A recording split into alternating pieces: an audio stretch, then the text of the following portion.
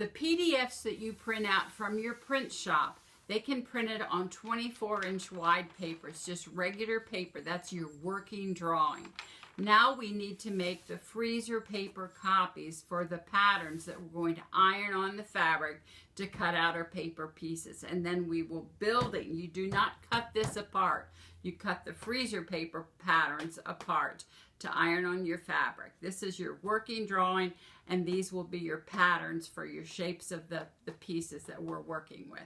So this is available at the grocery store. It's only 18 inches wide. The freezer paper has a waxy back that allows you to iron it to the fabric and it will stick. To make our copies, this is only 18-inch wide, and our drawing is like 21 inches wide. So we're going to have to use masking tape to hold these pieces together, because you can iron over the masking tape. All right, we use 3 kinds of tape. Not to get you confused, but the Scotch tape, you can use that to hold your working drawing together,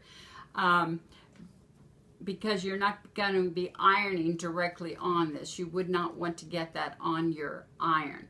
But to hold the working drawing together, use Scotch tape because you can easily see through it. I used blue painter's tape to tape our design to the table, to hold everything to the table, and the painter's tape won't leave a sticky residue on your table. And then we used a masking tape.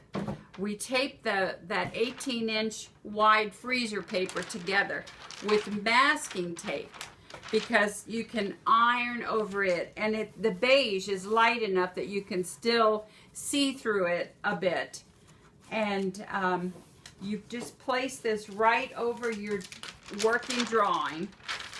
You tape it now to the table either with the blue painter's tape, and then after we've anchored the freezer paper pattern or paper to on top of the working drawing with the blue painter's tape, now we're going to repeat every line, and working on a white surface below the working drawing, you can easily see the lines through the freezer paper, and you need to just recopy every line using a straight edge ruler. Sometimes there's a shadow working with your ruler, so if you just put a couple dots on there first, you can see that line a little better to make an accurate drawing.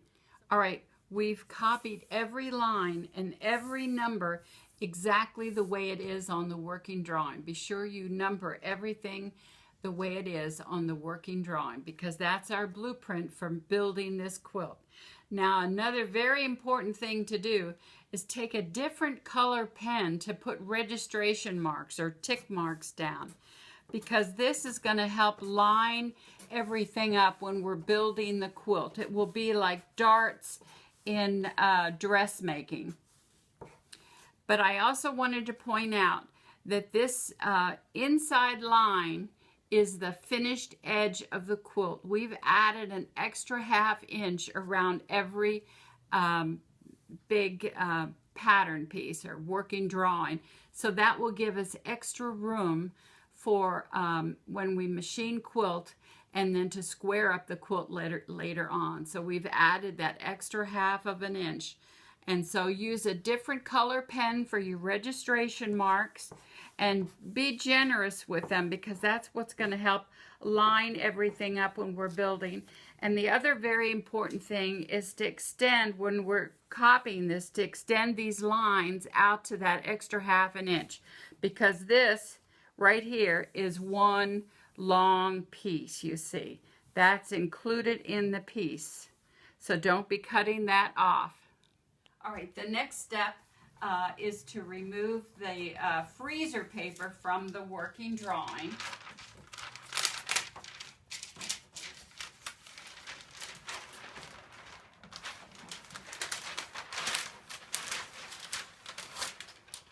And we'll just keep this someplace safe until we're ready to cut those pattern pieces out.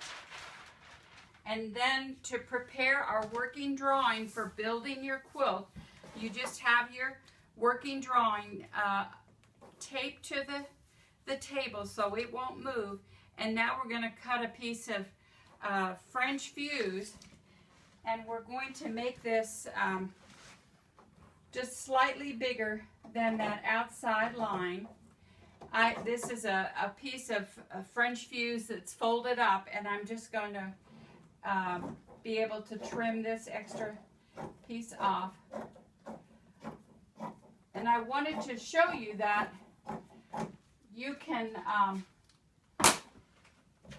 work on these small tables if you apply your French fuse. The textured side is up. That's the fusible side. So by